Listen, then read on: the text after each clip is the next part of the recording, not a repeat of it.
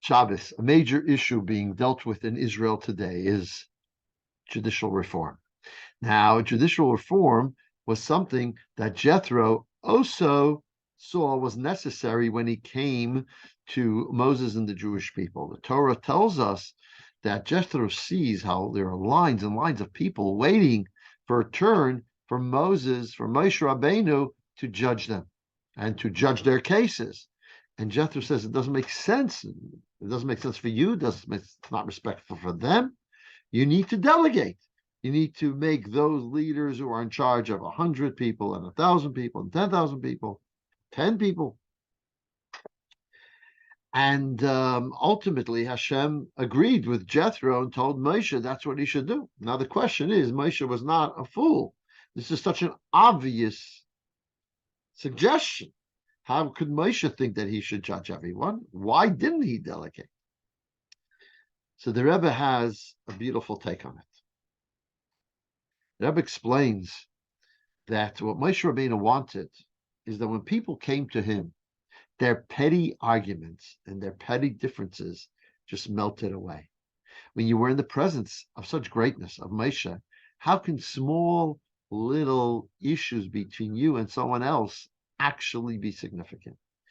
You start thinking to yourself, I'll give in, I'll forgo. I mean, the presence of such holiness and such greatness, how can I care for something so petty and small? And so Maisha wanted them to come to him so that he solves the issue without even having to judge the case, but people are lifted to a higher level. There's a great chayzer of the Rebbe, Rabbi Yoel Khan, was asked by his father in 1950 to go into the Rebbe and ask for a blessing for a family member who was becoming very weak in his Jewish observance. The Rebbe asked, how old is he? And he said, the reason I'm asking his age, because I want to know if he met the previous Lubavitch Rebbe when he was in Israel 21 years ago. And he was answered he did, for sure would have. The Rebbe said, if that's the case, he will be okay. In other words, because he was in a presence of greatness, that would affect his spirituality, his level of what he cared about. And that's what Maisha Rabbeinu thought, that he will have everyone come to him, and if everyone came to him, then all will be good. Well, the question is, then why was that wrong? Why, indeed, did you then have to create these delegated authorities, simpler, smaller judges and rabbis, who, in their presence, people still retain their petty differences and arguments? The answer is, maybe you look at it this way.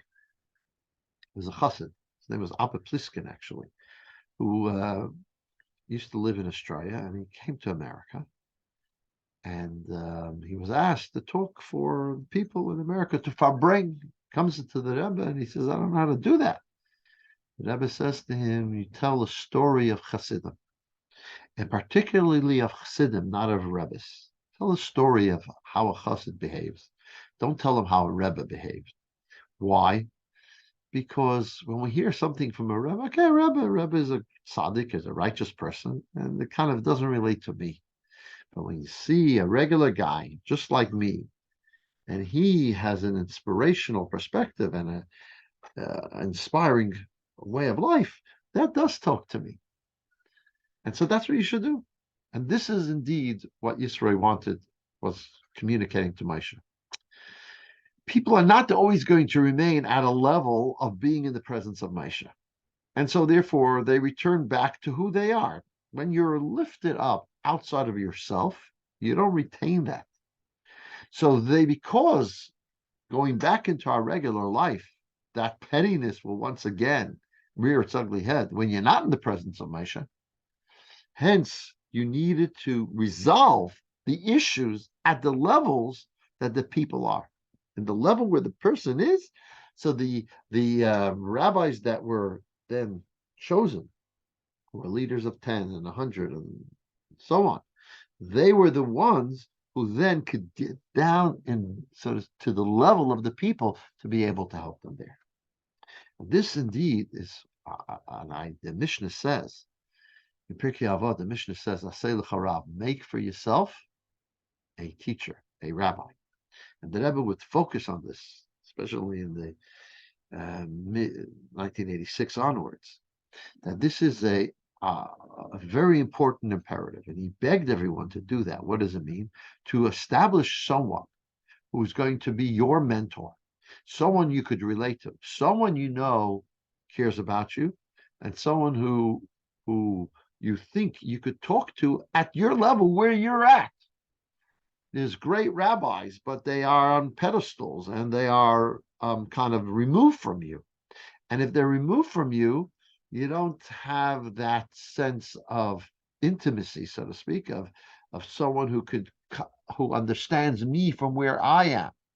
You need to find someone who talks to you at the level you're at, and then discuss your spiritual level with them. Have them mentor you, have them lift you, have them be there for you, because you are telling them, you're giving them permission to tell you how to conduct yourselves in your day-to-day life. This is what Yisro presented, and this is what Hashem agreed to, and this is what is absolutely imperative and necessary. There was a chassid, there was a fellow who got to know Chassidim in France, and he found it odd how the veneration and the love of Chassidim to the Rebbe, pictures of the Rebbe on the walls and so on. So he wrote a long letter to the Rebbe, and he asked them also, how is it that the Rebbe is able to answer questions such as health and legal matters and educational matters, areas outside, so to speak, of, what is Jewish law and Jewish perspective, just basic day-to-day life issues. How can he answer those questions that people have? And the Rebbe says, being that there's a mitzvah to love your fellow as yourself, and he tries to keep that mitzvah. So when you love and care for somebody, you know what they need.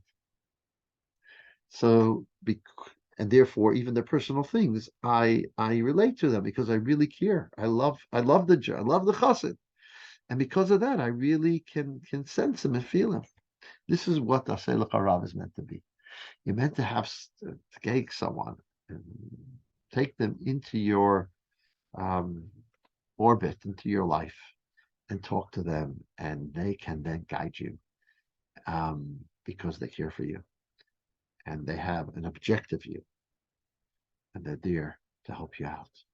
This is the message from Yisro. Asay L'Charav, make for yourself a mentor, and talk to them, and have them help you grow. Good Shabbos.